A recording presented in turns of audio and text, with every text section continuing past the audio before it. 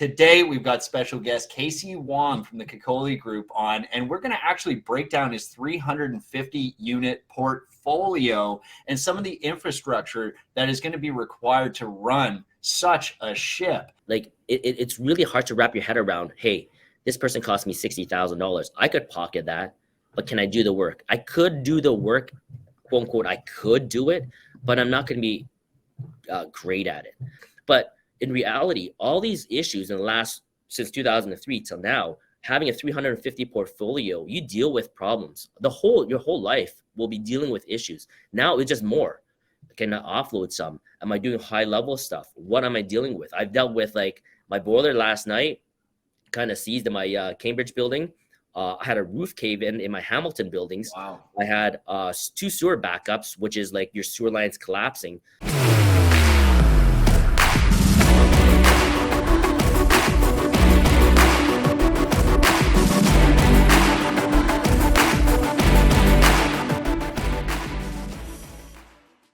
Alrighty, everybody, welcome back to the Canadian Real Estate Channel. I am Adam J.D. Martin, and today we've got special guest Kasey Wong from the Kasey Group on, and we're going to actually break down his 350 unit portfolio and some of the infrastructure that is going to be required to run such a ship. So welcome to the channel, Kasey. Give us a little intro and then dive right in for us into a 350 unit portfolio. My God, that's insane.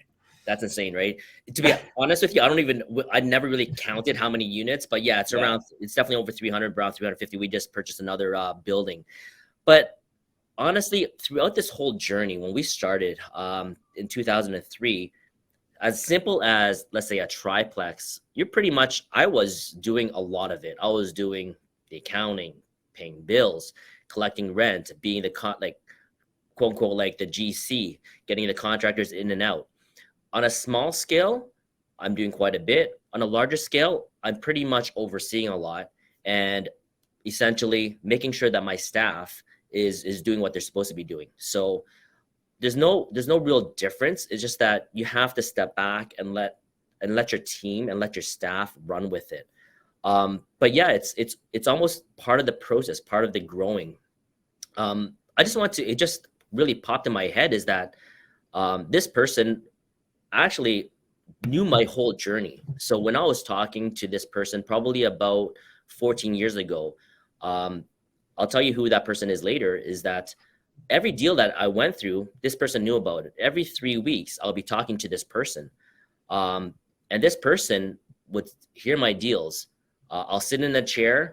This person would basically hear high level of what I'm doing, from the Hamilton stuff to let's say the 36 unit in London, what it was a purchase of an apartment building converted to a condo and then selling it off. Throughout this journey, there was investors. So I know I'm kind of running sideways on this in a way that my portfolio of that 350 breakdown, this journey throughout this last almost 20 years, this person has heard almost all my deals. And I had investors come in, boom, boom, boom. And each and every deal, investors were coming in. Slow but surely, people were coming in.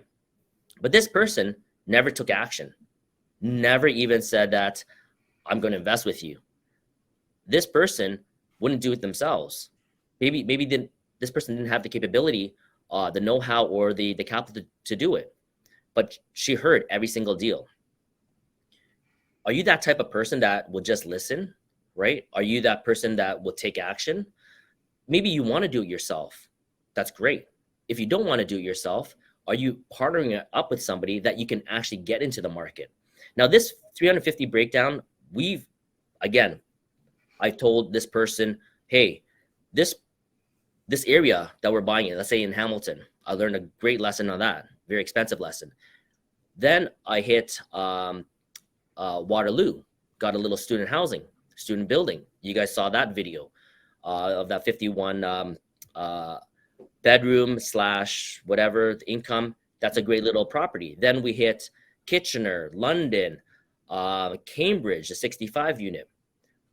Throughout this process, we can see basically all of the ups and the downs, right? But you have to be in the market. Okay, so my investors, either they went in at the beginning, in the middle, or right now at the latter stage. You're always in that market. So the beauty of this is that get into this market. Okay, you have to be in this market to be able to reap those rewards. In reality, this is truly us in a way that, like, you want to present yourself in a nice, great picture that, there's no hiccups, there's no problems. There's always going to be issues, people. There's always going to be your kids running in during a Zoom call, like a video you have to deal with. You have literally, I had my boiler sort of seized last night, 1 o'clock in the morning. I get a call from my super. I'm dealing with it, right? I have a slight cold, not COVID, but I have a cold I'm dealing with right now. But in reality, all these issues in the last, since 2003 till now, having a 350 portfolio, you deal with problems. Your whole life will be dealing with issues. Now it's just more. Can I offload some? Am I doing high level stuff? What am I dealing with? I've dealt with, like, my boiler last night kind of seized in my Cambridge building. I had a roof cave in my Hamilton buildings. Wow. I had 2 sewer backups, which is like your sewer lines collapsing. One at my Dundas and Broadview property, my first property. These are issues that every investor, every property manager deals with. If you don't want to deal with it, outsource it. If you don't want to be part of it in a way that you don't want to be day-to-day, be an investor, right? You don't want to be somebody that doesn't take action in some way or another. You have to put that money in. You have to let somebody run with it. It's either an investment advisor, maybe your us as your quote-unquote portfolio managers that deals with your real estate portfolio. It could be your retail bank that you go in and buy your GICs from, or whatever, like how you invest. But you have to be in that market. And what market are you going to be in, right? So going back to this portfolio, this person, my hairdresser, like, she's the sweetest lady. Honestly, she cuts my hair, nicest person. $10 a haircut. I give her $20, 20% in tip, which is $2. I sometimes usually give like $5 in tip. But you got to understand is that not everybody's going to do that. In 14 years, I literally told her, sat there for 20 minutes, giving her deal after deal, what I'm doing, right? But if you never take action, you never going to reap those rewards. So make sure that in one way or form, you're doing something. Okay, I know you're doing, like Adam, we talked about you've learned your lesson in regards to buying, in a street that's not very good, in a building that's a little bit run down. You've learned that lesson. You didn't make the profits that you wanted to make, but that's something that nobody can ever teach you. You think that you can do it, right? I learned this exact same lesson that you have learned. Okay, so my sort of 2 cents, all right, my lesson learned, I'll give it to you guys. Don't buy the worst property, the worst location. It's going to be very, very tough to change that. Now, through my whole since 2003 till now to 2022, we've pivoted so many ways, in a way that I've learned as a property manager with these companies, the Cap REITs and the Brookfields out there. I've learned how to manage property managers and deal with a lot of problems. Now, this helps when I own my own property. When I have to delegate, I have to. There's no like way about it, is that I can't do everything. I can't issue out all the L1s. I wish I could, and N4s. I actually drive to my sites because I'm on my way, and issue out the N4s. This is just eviction notices, right? But you want, if you're the owner, I was telling one of my Scott, one of my staff, he's our CFO, and I was like, if you're the owner, everybody gets paid first, and you're the last to get paid. All right, staff gets paid first; they get their little paychecks. Not so little on some people, but they get paid. Contractors get paid. Banks get paid. Your insurance for your building gets paid. But you, as a building owner, even investors get paid first, and then we get paid. So whatever is left behind, it could be big or it could be small. It could be negative, right, Adam? Let's talk about that a little bit, actually, because I think that's a really interesting point to bring up, because I think there will be people out there that are thinking, you know, if I am to be paid last, then possibly I'm going to try and shrink my expenses by reducing my infrastructure.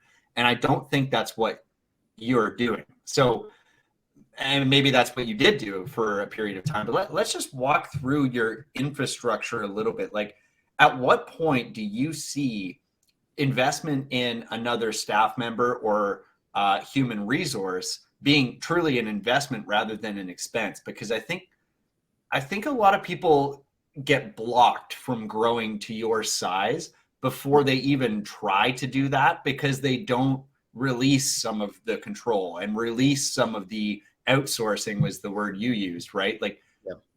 how do you balance that? Like, if you're getting paid last, I can see a salary, you know, on the bottom line. You're like, damn, that is 60 grand more that I don't get to take home, but at what expense? So maybe let's just talk a little bit about that. Like, what sort of infrastructure do you have, and how did you balance getting to that point versus, you know, not taking home that money for yourself?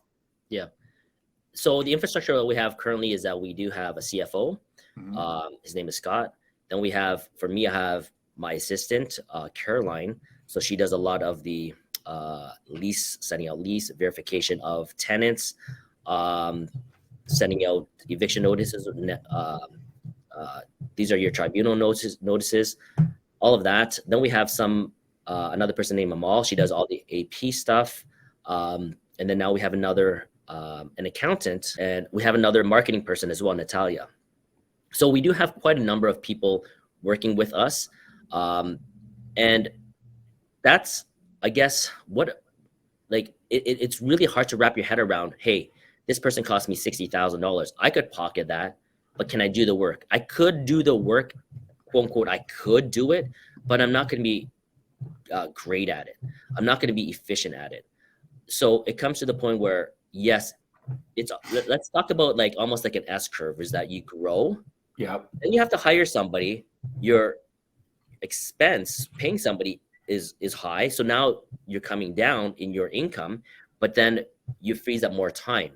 Once you free up more time, are you able to expand that business? And then are you gonna able to grow up again? So I like to say that little S curve, right?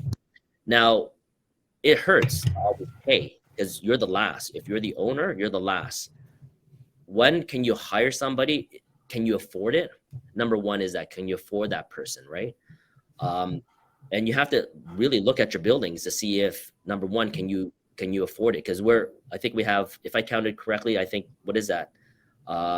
That's 5 people that we have to feed in a way, not including Jen and myself, right? Are you able to afford that? It's gonna, you can tally that up really, really quickly. And then all that work, you have to outsource that. So at least it frees up my time so I can oversee the buildings, the operations part of it. Just 2 things that I have to oversee is really rent. I have to drive that up, and expenses, I have to drive that down. Okay. Yeah. Overall, what am I doing to improve my buildings, right? And that's how I see, basically, when we're growing, my investors are coming in at each and every time, right? And where are they coming in? You never know. But when they're coming in at a point where it seems like we're always growing, right? We're either buying a building, stabilizing a building, hiring staff, then we're growing again. Yeah. Right. And I think that's the beauty of it. Like, people want to get in stages, but number one is that they want to see your team, right? They want to see that you're capable of doing it. If I'm out of the picture, this business, Kakoli, is still running. So when I say Kakoli, that's why we're saying Kakoli, is that I don't run this ship solely as a sole proprietor anymore. I have to step away. If I step away, can I run it? Like, Adam, when you step away from that building, are you able to run it? Right? So at the beginning, no, you're all hands on deck, which is just 2 hands, and you're working it, and you're paddling it and doing all of the work. Now, when you're bigger at 350 units, you need that staff. You have to be able to offload. You have to trust your staff. And I think that for any entrepreneur, it's hard at the beginning because you're not sure if they're going to be doing that work, and you have to oversee it properly. Because we had some staff members that didn't do the work properly and had some vacancies. So again, learn your lesson, make sure that you can grow properly, grow slowly, hire slow and fire quick. Yeah, that's really great advice. And I think there is again, attached to that idea that like, it's just a fallacy, right? That like, if I hire people, they're not going to do the job that I can do. And so I won't hire. And then that in effect, I think reduces the possible portfolio that you can have. Like it reduces your potential. Yeah. Just inherently, because you can't be everywhere all the time if you're only two hands. And so I guess like, what have been some of your strategies to dealing with, actually hiring slow? So when you talk about hiring slow, like what have been some of your strategies? How are we finding these people? How are we qualifying them? Then training them up to your standards? Is there a process for that? And then, what are some of the signs? I mean, I think we know the signs really of when you need to fire fast. It's non-performance. But I think much harder is people wrapping their head around the idea of, let's just focus on property management. A lot of people complain, I can't find good property managers, or I can't retain them, or whatever it may be. What have been some of your strategies to dealing with that? Well, because we do in-house, we separate all the duties. We don't give it out to one property management company where I have no control. Yeah. So I know every piece that's happening, and we have we do have an overlap. So one person is doing, let's say, some type of notice. I'm overseeing it. Another person is doing the, let's say, accounts payable. We have another person verifying it and another person sending it out. So we have a lot of oversight and duplicacy. Like we're duplicating that work because we don't want a mistake. Now, how do you give somebody this type of work? Very slowly and methodically, that you're giving them, let's say, an L1 process. Okay, you cannot have a mistake. If your calculations are incorrect, even where you're adding incorrectly, the tribunal is going to throw it out. So you literally cannot have any mistake. Let's just be really clear. 1 penny will get you tossed. It's out of it's out. It's out of that tribunal. So you have to be very, very specific. I started training my staff, and now I actually got my paralegal to train. So I have a good paralegal, and she trains my staff. And I know exactly, like, do you understand, Caroline, exactly what it is, what we're doing? And there's a training course that she goes through, right? So to be honest with you, yes, if you're not able to train, you get a specialist to train. So I'm not training now, it's my paralegal that's training. If it costs me $200 to train, I will gladly pay that $200. Now, growing to the point where we're at 350 units, every stage, it's almost where when you're trekking through a hike or a mountain, it's easy to just do it step by step, right? 1 feet, next step, go on, so on and so forth. By the time you're done, you're on top of the mountain. Yeah. Right. Same thing here. I can't really say, like, where do we get here? It's a journey. Like, every day is going to be different in a way that you're working with different people. You may have to let staff go. Somebody works better. It may not be a right fit. I'm not necessarily letting people go, but some people have left, and some people have been fired because work wasn't done. And what are you doing? Like, you're growing this business to the point where you're finding the best people, best properties, but also the best people to work with. Right? Yeah, that's really smart, right? I've always found that the people were far more important than the product or anything else. If you're working with the right people, they'll make the right decisions in the game time, right? You'll be able to decentralize command and actually have people, acting out your intent through their own actions of their own accord, as long as they understand what you're looking for. So I think that the people are very important. An interesting point of discussion here might be to sort of just break down, like, what does your portfolio really look like? Like, is this a mix up of 10 unit buildings, 50 unit buildings, 100 unit buildings, a bit of all of it? And, are there some pros and cons or different infrastructure you might take on depending on what sort of buildings you're buying? So, like, where are you at today? What is the makeup of these 350? Is it mostly bigger stuff? Yeah. So let me do a quick breakdown. 12 units at Duke and Wellington, Kitchener. That's 12 unit. I have 18 units at for 18 unit at Waterloo, that's my student housing. It's a 51 bed student housing. A 36 unit in Hyman, that's in Kitchener. A 32 and a 33 unit in Cambridge, that's a 65 unit. What else? We had that 36 unit in Rideout. We have a couple units left. We purchased another 29 unit in Kitchener. And then we have 2 houses, a couple condominiums, things like that. And then we have like 4 pieces of land as well with some tenants there. So these 4 pieces of land is like prominent location. What does this entail? It's the same thing. So it's pretty much 2-3 story walk-ups. Yeah. And when we purchased them, they were honestly very affordable in a way that if you're looking at right now, 2022, it's expensive. Like right at this day, units are probably selling in the 220s to almost 300,000. Yeah. And when we purchased them, these units, they were 100,000, 107,000. We purchased even my student housing at 167,000 per unit. So in time, it's really just being in the market. So we honestly haven't been in the market that long. So Kakoli hasn't been in the market, I will say, that long. Really, we ramped up our purchase in 2013 is when we started buying multifamily. So now we're at 2022, almost 10 years. I would like to say that really 30 to 40 years of holding a property is where you really see the amazing growth. I was speaking to another person.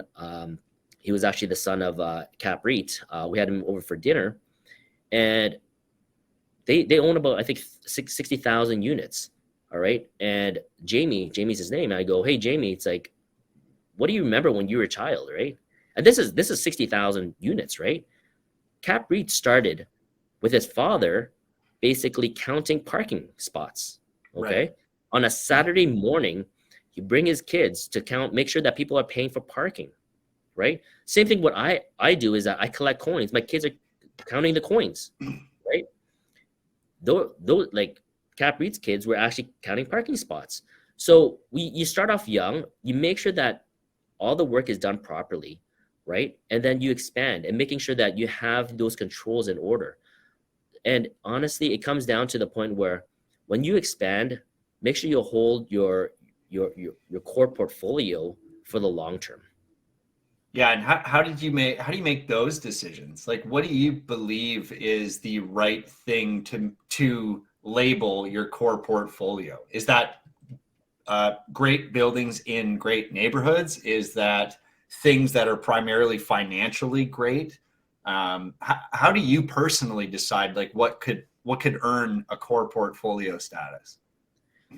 I would like to say core portfolio is your B class, your B and your C class buildings. Interesting. It's not your A class posh neighborhoods. Your returns are a lot lower. So if you're buying brand new buildings, your returns will definitely be a lot lower. So at Kakoli, we're always looking for that value. So yeah. I know what you guys are trying to do. Same thing, what either you're doing yourself or you want to invest, is that that's the best bang for your buck. Is that how I see it is that your B and your C class is where you're going to get great returns. Your D class, your Section 8, your your Jane and Fitch type of areas, the Malvern areas where I grew up, it's going to be tougher. It's going to be rough. You're going to learn your lessons, and you're going to get a lot of places that's trash. It's unfortunate, but honestly, like I got like people playing baseball, it seems like in my yeah. And it's so core holdings is your B, your C class buildings, and hold it for the long term. Be diligent in what you do and be focused in how you run your ship, right? That's all it is. It's a very, very simple game. It's just hard to execute. Yeah. Now, one question, I guess, just related to the infrastructure of your company is, so like, say you were literally giving advice to me, because I think I might be a decent representative of the broader audience of this channel. Say you have 10 or less units right now, and you're considering expanding long-term. say you're maybe a bit older than myself. I think I might be young, on the young side of our demographic, but like, you know, if you've got 10 or less units now, you think you've kind of dialed in your systems and processes in terms of how you turn over units. Maybe you're starting to get through some of the basics with tenants, like issuing N4s and the tribunals and landlord tenant board. You've sort of figured a bit of that out. Now, if you're me, how do you go about properly planning for a 20 or 30 year play? In your case, it sounds like you kept property management in-house and developed those systems and processes. Would you recommend that to somebody who's starting now, right? Or starting in the last few years? Like, do you build out all this stuff in-house? Is that actually beneficial? Or what should we look at building versus buying in terms of services? For me, I would always like to hold it in-house because you have full control. That property management is key. The only thing is, if you are outsourcing it, I wouldn't suggest that property management company getting the rent, because I had that problem where the property manager was holding that rent hostage. So everything else really can be done by contractors, can be done with staff, administrators, and things like that. So that's not difficult at all. So if you're starting off, looking for a good property manager, if you want to outsource that, that's what I would recommend, is making sure that the rent that you collect is that you're collecting directly, which you don't really need a property manager to collect for you. Of course, if you're bigger, you may need some type of help. Now, infrastructure, all of that can always be outsourced, but that's part of the growing process, right? And I think when you're talking about, you have 10 properties or 10 units and you're trying to expand, it's almost like a chicken and an egg, right? Where do you get the money? Where are you going to get the properties, right? Property prices are so expensive. And investors, where do you find your investors? That's always something that everybody's looking for. Where do you find, like, that? There's always a deal.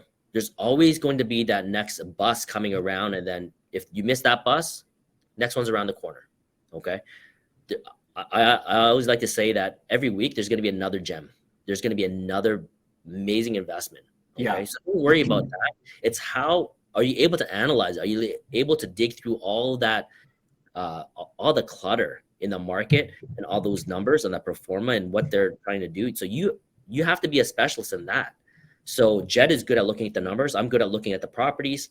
And that's a good team. That Kasey team is good in the way that, can we delve? Can you extract that? Is that a value there? Is that, when you picked up that rock, is it really a diamond, or is it really, a coal? So that's your puppy. Like, you have to be able to do that. Then are you able to grow that? Are you able to find those investors? Those investors are really looking for your expertise, right? You're going from that 10, you're talking about that 10 unit or whatever, that 10 properties, 10 units that you currently have. That investor has to feel comfortable with you. They're going to be handing over a check, 100,000, 200, maybe $1 million. They have to be comfortable with you. Basically, are you able to run with this asset, right? Can you do it from, year 0 to 10 years to 20 years? What are you going to do with my money, and how are you going to make those returns work? So again, there's no special formula.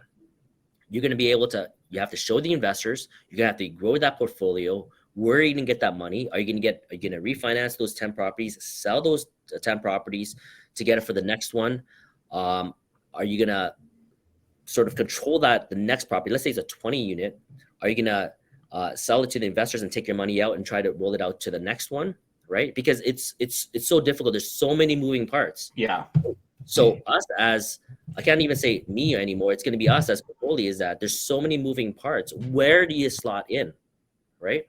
It's definitely an intriguing question for somebody in my position. And I think a lot of the people watching this are either in the beginning stages of their investing, or maybe they're getting to that like 10, 20, 30 unit stage where you run into some of the inherent problems with financing, borrowing capacity. Do I sell and then face capital gains, or do I refinance and face less loan to value? Right? We're running into these questions a lot of the time. And I think it is just difficult in general to determine what the better strategies are if you wanted to 10x a portfolio and say go from 30 to 350. And for you guys, I think I already know kind of your answer to it, which is really just timing the market, right? It's staying specialized, working diligently on growing your portfolio. And honestly, it sounds like quite a bit of what you did to get to where you're at is mastering the systems and processes on your own, developing those standard operating procedures, and then slowly introducing strategic partnerships or strategic resources into your portfolio so that you can then refocus your time on more acquisitions at that time or more lending or whatever that is. But yeah, I mean, it's a challenge. And I think 2022 is going to present more challenges, right? With employment issues and potentially lending issues if the banks, start to wake up a little bit about what's happening in the broader market. It's going to be challenging for people to grow. And I think as we break down your portfolio and some of your infrastructure, like 5 people is not a lot of people, right? I've got more people in my tiny company than 5 people working full time that are very occupied with their tasks, right? So 5 people is actually a very lean operation. And so I think that's a fascinating point to sort of talk about too. Like, how are we keeping these companies lean? Like, how much time do you spend on your business? Spending time wise, each day I'll like to say about 5 to 6 hours. Depends on if I'm hitting all my buildings, and definitely it'll be a little bit more. But because of COVID, honestly, I haven't been going to my buildings on a regular basis. It's just that because of COVID, normally I'll be there once or maybe even twice a week, and now I scale that down to about once every 2 weeks. But you have to stay sort of lean. I think I just asked Jed just probably a few weeks ago is that I thought the headcount was too much, right? It honestly, I thought it would be like 3 people, right? But he goes, no, because of the development, there's quite a bit of work, right? And investor sort of reporting, updates and things like that. We do need that. So on the when I'm looking at can I scale back? It's really because of salary, right? You don't want to be paying salary is going to be expensive. Like when you have 5 people, average salary is anywhere from it brings it up with a CFO like 60 to 80,000 or 60 to 90,000. It brings it up quite a bit. Can you afford it, right?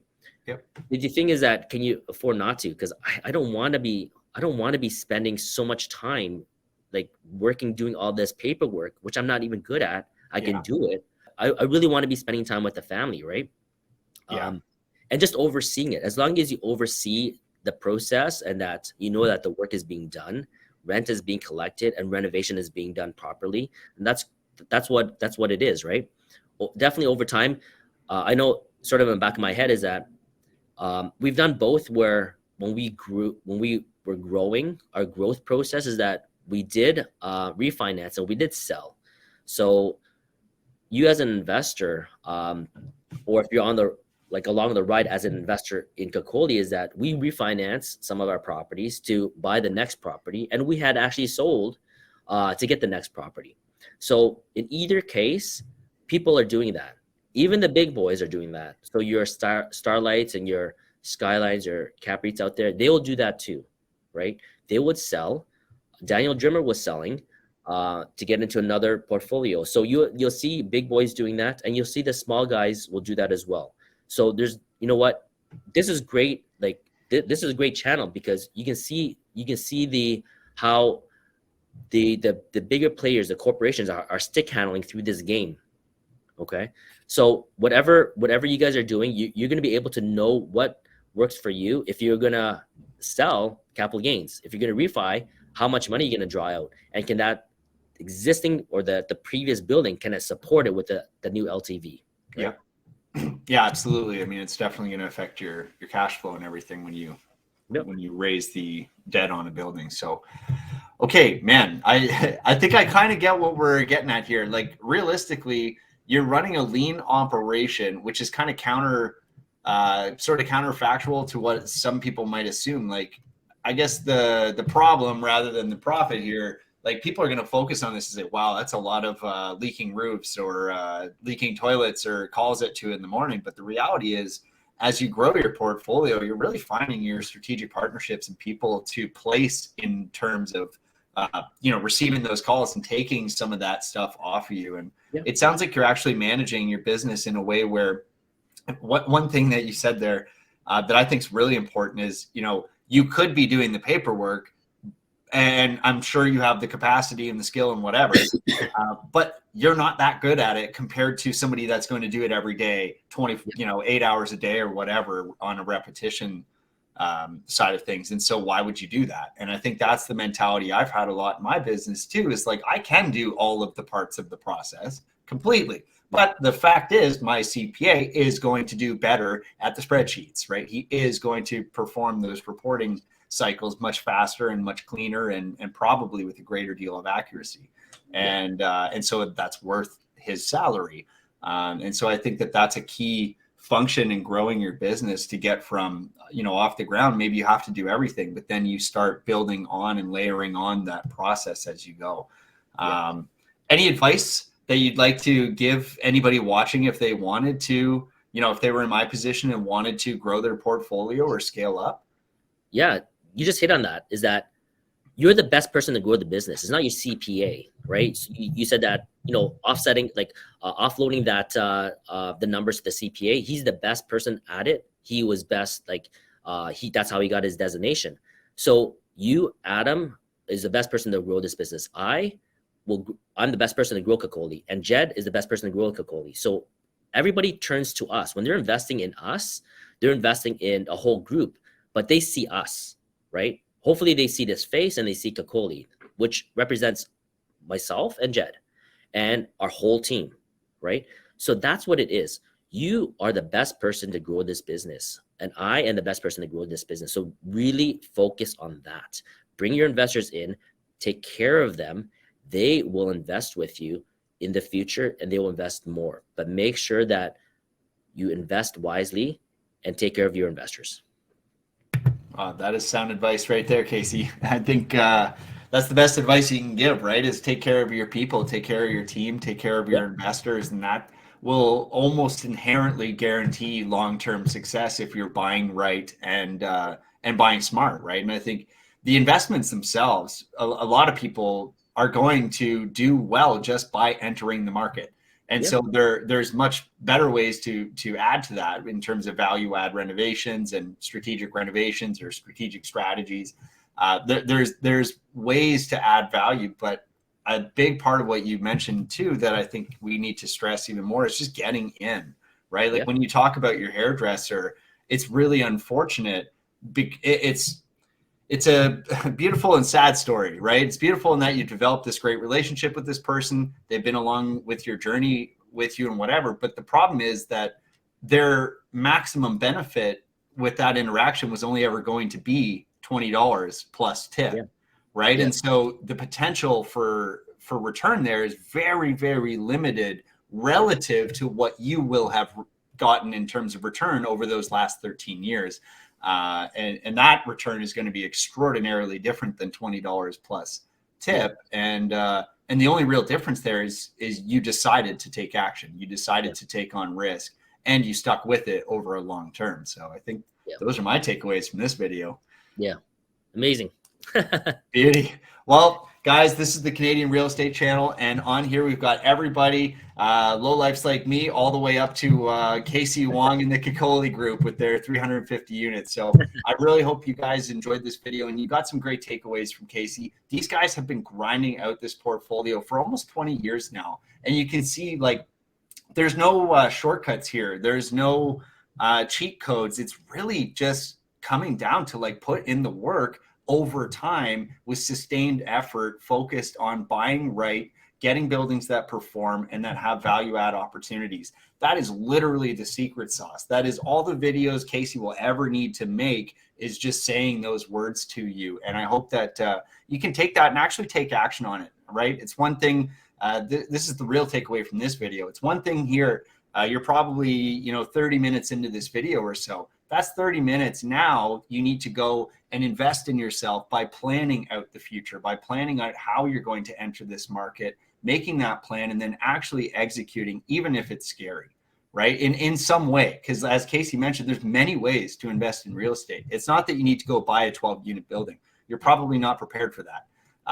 There's many options, including lending, including investing in somebody like Kasey and the Kasey Group, including doing a small property yourself, or even helping out on a renovation. One thing I did that's really helpful too, I'm just going to throw this out there before we wrap this video out, go volunteer with somebody, right? I met Matt McKeever on a freaking property tour, and we just said, we will do anything, right? As my friend Michael and I, we said, we will do anything to work with you. We'll work for free. We'll travel every day from Guelph to London. We'll do whatever it takes to actually just learn from you. And I think that's just as valid of a strategy today as it ever was, is to seek mentorship, right? There's opportunities to gain skills. If you can't gain money, gain skills, right? If you have time and you don't have money, go get the skills that will help you develop the money part. So Kasey, thank you so much for joining us again on the Canadian Real Estate Channel. Thanks for having me. If you guys want to learn more from Kasey, make sure you check out the Kasey Group and all of our other videos with Kasey if you're just joining this channel. So make sure you like and subscribe. There's going to be more to come from these guys. So you want to make sure you do not miss out on all of this gold. Thank you, Kasey. Thanks a lot, guys.